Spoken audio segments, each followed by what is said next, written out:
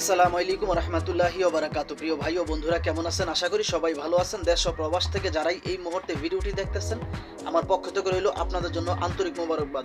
আমি চাই আপনারা সবসময় ভালো থাকেন, যে দেশেই থাকেন না কেন, যে কাজই করেন না কেন, আপনারা যেন সবসময় ভালো থাকেন। আল্লাহ তাআলা রব্বুল আলামিনের কাছে এই প্রার্থনাই করি, প্রিয় মালিক যেন আমার দেশ এবং প্রবাসের ভাইদেরকে সবসময় সর্বদা ভালো রাখে। তো প্রতিদিনের মতো আজকে আবারও চলে আসলাম নতুন একটা ভিডিও নিয়ে, যে ভিডিওতে থাকবে গুরুত্বপূর্ণ কিছু তথ্য। আশা করি ধৈর্য সহকারে পুরো ভিডিওটি দেখে আপনার মূল্যবান মতামত ভিডিওর কমেন্ট বক্সে লিখে যাবেন। আজকে যাকে নিয়ে ভিডিও করব তার নাম পরিচয় আমাদের পক্ষে জানা সম্ভব হয়নি, শুধু এই মেয়েটা দাবি করতেছে আসলে সুন্দরী মেয়েদের কপালে সুখ জুটে না, বা সুন্দরী মেয়েদেরকে সবাই ভালোবাসতে চায় কিন্তু ও বিয়ে করতে চায় না, এবং সুন্দরী মেয়েদেরকে আসলে বিয়ে করার পরে বা প্রেম করার পরে ক্ষণিকের জন্য আসলে ভালোবাসে, কিন্তু দায়িত্ব নিয়ে সারা জীবন পাশে কেউ থাকতে চায় না, এবং সুন্দরী মেয়েদের কপালে নাকি স্বামীর সোহাগ বেশি দিন টিকে না। এই কথাগুলো আসলে কতটুকু যুক্তিযুক্ত আমি মনে করি, এবং কি এই মেয়েটা আরও দাবি করতেছে যে আসলে ওর নাকি যৌতুক ছাড়া বিয়ে হচ্ছে না, সবাই ওদেরকে বিয়ে করতে আসলেই যৌতুক চাচ্ছে। এক্সাম্পল আমি আপনাদেরকে একটা কথা বলি, এটা হচ্ছে ওদের একটা আসলে পাতানো ফাঁদ। কেননা বর্তমান সময়ে আপনার যদি 100টা বিয়ে হয় আমাদের বাংলাদেশের মুসলিম সম্প্রদায়ের রীতিনীতি হিসেবে, বাংলাদেশের হিসেবে যদি আসলে 100টা বিয়ে হয়, তার মধ্যে আমি মনে করি হয়তো একটা কিংবা দুইটা বিয়ের মধ্যে যৌতুক লাগতে পারে। আনুমানিক একটা ধারণা, মনে হয় না বর্তমান সময়ে কোনো বিয়ের মধ্যে যৌতুক প্রয়োজন হয় বা যৌতুক লাগে। তো আগে আসলে এই মেয়েটা কি বলে এই কথাটা আগে শোনেন, তারপর আমার বাকি মেইন পয়েন্টে আমি আসতেছি, ভিডিওটা লক্ষ্য করেন। শুনেছি সুন্দরী মেয়েদের কপালে সুখ জোটে না, তেমনি আমার কপালেও সুখ জোটে না। আমি এমন একজন স্বামী চাই যে আমাকে ভালোবাসবে, শান্তিতে রাখবে, যার বুকে মাথা রেখে আমি জানি শান্তিতে ঘুমাতে পারি। দিন শেষে স্বামীই সব। শুনতে পারলেন তো এই মেয়েটা কি বললো? তো এখন আমার কথা হলো গিয়ে, আপনারা যে ভাইয়েরা অডিয়েন্সরা আমার ভিডিওগুলো দেখেন, আমাকে ভালোবাসেন বলেই কিন্তু আমার ভিডিওগুলো দেখেন, এবং কি আপনাদের অসংখ্য কমেন্ট আমি সবসময় পড়ি যে আসলে কে কি লিখলেন, কে ভালো কথা বললেন বা কে খারাপ কথা লিখলেন, সেটা কিন্তু আমি প্রতিনিয়ত পর্যবেক্ষণ করি। এমন কোনো দিন নাই যে আসলে আমি পর্যবেক্ষণ করি না। প্রত্যেকটা দিনের 2-3 ঘন্টা পর পর আমি পর্যবেক্ষণ করি আমার কোন অডিয়েন্সটা বা কোন প্রিয় ভাইটা আমাকে একটা কমেন্ট করলো, কি কমেন্ট করলো, আমি তাকে কিভাবে হেল্প করতে পারি। তো ইনশাল্লাহ আপনাদের ভালোবাসা নিয়ে এসডি বিফি মিডিয়া ইউটিউব চ্যানেল এগিয়ে যাবে লাখো কোটি মানুষের বা কোটি কোটি মানুষের মাঝে। এবং আমার এই এসডি বিফি মিডিয়া ইউটিউব চ্যানেল, এটা শুধু আমার চ্যানেল না, এই চ্যানেলটা হচ্ছে বাংলাদেশের 18 কোটি মানুষের, এবং কি যে প্রবাসীরা ভুক্তভোগী এই সমস্ত মেয়েদের কাছে, এই সমস্ত নর্তকীদের কাছে আসলে সর্বোচ্চ হারিয়ে দেউলিয়া হয়ে গেছেন, আমি তাদের পক্ষ হয়ে কথা বলি, তাদেরকে আমি ভালোবাসি। তো এই মেয়েগুলো আসলে সবসময় এটা হচ্ছে তাদের একটা পেশা এবং তাদের একটা ব্যবসা। আপনারা হয়তো জেনে থাকবেন যে কোনো একটা সময় ইমো ফ্রিল্যান্সিং নামে হয়তো ব্যবসা ছিল মেয়েদের, বর্তমান সময়েও কিন্তু আছে, কোনো একটা সময় অতীতে ছিল এবং কি বর্তমানেও আছে। এবং সেই ইমো ফ্রিল্যান্সিংয়ের যে মেয়েগুলো, ওরাই মূলত এই কাজগুলো করে। কেননা ভালো সভ্য পরিবারের মেয়ে কখন আসলে এরকম অনৈতিক কাজে নিজেকে জড়াবে না, এটা 100% গ্যারান্টি কনফার্ম। আপনারা জেনে রাখেন যে আসলে কোনো ভালো পরিবারের মেয়ে এই সমস্ত অনৈতিক কাজে নিজেকে জড়াবে না, কেননা তাদের সম্মান আছে, মানিজ্যত আছে। টাকা গেলে টাকা পাওয়া যায়, কিন্তু আসলে সম্মান গেলে সম্মান পাওয়া যায় না। আর যেই সমস্ত মেয়েরা সবসময় ইমো ফ্রিল্যান্সিংয়ে জব করে এবং অডিও গলে 500 টাকা, ভিডিও গলে 1000 টাকা, এই সমস্ত কার্যকলাপ করে বা অতীতে করছে, তাদের তো আসলে কখনো লজ্জা শরম নাই। তো ওরা এই সমস্ত ভিডিও করলে কি, কিংবা অন্যর খাট কাঁপালেই বা কি, ওরা যেরকম আসলে ইমোতে যেরকম ইমো ফ্রিল্যান্সিংয়ে যেরকম কাঁপায়, ওরা অন্য জনের খাটও এভাবে কাঁপাইতে পারবে, তাতে কোনো সন্দেহ নাই।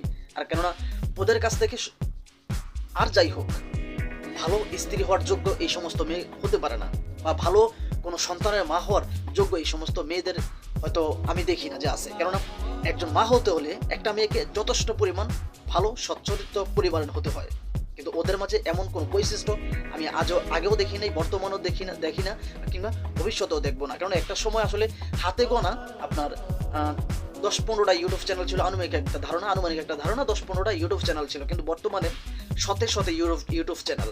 এবং কি অতীতে আমি দেখতাম যে আসলে আমি তো এই বিষয় নিয়ে আসলে আজকে একদিন আর 2 দিন কাজ করি না, এই বিষয়গুলো আমি পর্যবেক্ষণ করি 2017 কিংবা 2018 সাল থেকে। তখন থেকেই আমি এই বিষয়গুলো আসলে পর্যবেক্ষণ করি যে আসলে যেই সমস্ত মেয়েরা এই কাজগুলো বা এই সমস্ত ভিডিওগুলো তৈরি করে, বা যেই ইউটিউবার একটু ভিউর জন্য আসলে এই সমস্ত ভিডিওগুলো তৈরি করে, এই ভিডিওগুলো কতটুকু যুক্তিযুক্ত। কিন্তু আমি যখন বিশ্লেষণ করতে করতে একটা পর্যায়ে দেখলাম যে আসলে এই ভিডিওগুলো সম্পূর্ণরূপে ভুয়া। কেননা আপনারা যদি ওদের ফেসবুক পেজ কিংবা ইউটিউব চ্যানেলে আপনারা ঢোকেন, তাহলে দেখতে পারবেন যে আসলে ওরা সুন্দরভাবে লিখে রাখছে যে আসলে এই ভিডিওটি তৈরি করা হয়েছে শুধুমাত্র আসলে বিনোদনমূলক, কাউকে উদ্দেশ্য করে কিংবা এর সাথে আসলে বাস্তবের কোনো মিল নেই। আপনারা হয়তো দেখবেন ওদের ইউটিউব চ্যানেল যদি ঘাটেন তাহলে দেখতে পারবেন। কিন্তু ওরা যে ভিডিওগুলো তৈরি করে এটা কিন্তু একেবারে নির্ঘাতভাবে, আমি মনে করি ওরা এই সমস্ত লেখাগুলো কেন লিখে রাখে জানেন? যাতে ওরা আইনি কোনো জটিলতায় না পড়ে, এই জন্য ওরা এই কথাগুলো লিখে রাখে, যাতে মানুষকে বোঝাইতে পারে যে আমরা তো লিখে রাখছি যে আসলে এই ভিডিওগুলো আসলে একমাত্র তৈরি করা হয় শুধুমাত্র বিনোদনের জন্য, কাউকে উদ্দেশ্য প্রণোদিত না। এই জন্য আইনি জটিলতা যাতে না পড়ে। তো আপনাদের কাছে একটা উদ্দেশ্য, একটা রিকোয়েস্ট আমার, আপনারা এই সমস্ত আসলে প্রতিবেদন নামে যে ডিজিটাল ভিক্ষা, এগুলো থেকে দূরে থাকবেন। এগুলো থেকে দূরে থাকতে পারলেই আপনারা যথেষ্ট পরিমাণ ভালো থাকবেন ইনশাল্লাহ, আমি আশা করি। যতদিন পর্যন্ত এই সমস্ত প্রতিবেদন নামে ডিজিটাল ভিক্ষা থেকে আপনারা বের হতে না পারবেন, ততদিন পর্যন্ত আপনারা আসলে সুস্থ থাকতে পারবেন না। কেননা ওরা এমনভাবে একটা পুরুষের মনে ঢুকে একটা সুই দেখছিলেন, সুই যেটা দিয়ে আমাদের দেশ গ্রামে অতীতে আমার মাচাচিরা খাতা সিলাইতে দেখতাম, ওই সুই হয়ে কিন্তু পুরুষের মধ্যে ঢোকার পরেই কিন্তু তারা কুড়াল হয়ে বের হয়। কেননা আজকে তার এটা প্রয়োজন, কালকে তার ওইটা প্রয়োজন, পরশু তার ওইটা প্রয়োজন, এরকম প্রয়োজন তার কাছ থেকে ফায়দা লুটতে একটা সময় প্রবাসীটাকে দেউলিয়া করে ফেলে।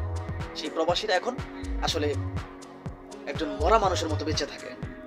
বুঝাইতে পারছি আপনাদেরকে? কারণ আপনারা তো আসলে বুঝতে চান না, আপনারা শুধু মনে করেন যে আসলে এই সমস্ত মেয়েগুলো হয়তো এই মেয়েটাকে বিয়ে করতে পারলে আমি সংসার জীবনে খুব সুখে থাকতে পারবো। না রে ভাই, এটা ভুল। কারণ আপনি আজ পর্যন্ত এরকম কেউ প্রমাণ দেখাইতে পারবে না যে আসলে প্রতিবেদন একটা মেয়ে বিয়ে করে কেউ ঘর সংসার করতেছে। এমন কোনো নজির আজ পর্যন্ত আমার চোখে পড়ে না, আমি আজ পর্যন্ত দেখি নাই। আর মনে হয় না বাকি যে জীবনটা আল্লাহ পাক যদি বাঁচায় রাখে হয়তো দেখবো, মনে হয় না। কেননা ওদের তো প্রত্যেকটা মেয়ের কিন্তু স্বামী আছে, সন্তান আছে, শ্বশুর শাশুড়ি, মা বাবা, আত্মীয় স্বজন, গোষ্ঠীগাতি সব কিছু আছে। এটা হচ্ছে ওদের একটা জব। আমরা যেরকম জব করি ওরাও কিন্তু এরকম জব করে। আমরা যেরকম আসলে আপনার চাকরি করি, ওরাও মনে করে এরকম একটা চাকরি। কেননা যেই মেয়েটা বেশি মিথ্যা কথা বলতে পারবে, সেই মেয়েটার ডিমান্ড তত বেশি।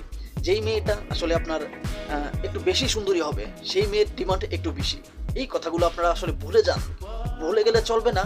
ওরা অতীত প্রতারক ছিল, বর্তমানেও প্রতারক, ভবিষ্যতেও প্রতারক। কেননা একটা সময় এই ভিডিওগুলো করতো বেদে সম্প্রদায়ের, কিন্তু বর্তমান সাম্প্রতিক সময়ে আপনার এই ভিডিওগুলো শুধুই যে বেদে সম্প্রদায়ের মেয়েরা করে বিষয়টা কিন্তু এরকম না। আমাদের বাংলাদেশের অনেক সম্প্রদায়ের মেয়েগুলাই কিন্তু এই সমস্ত ভিডিওগুলো তৈরি করে বা এই সমস্ত ভিডিওর সাথে নিজেই সরাসরিভাবে যুক্ত।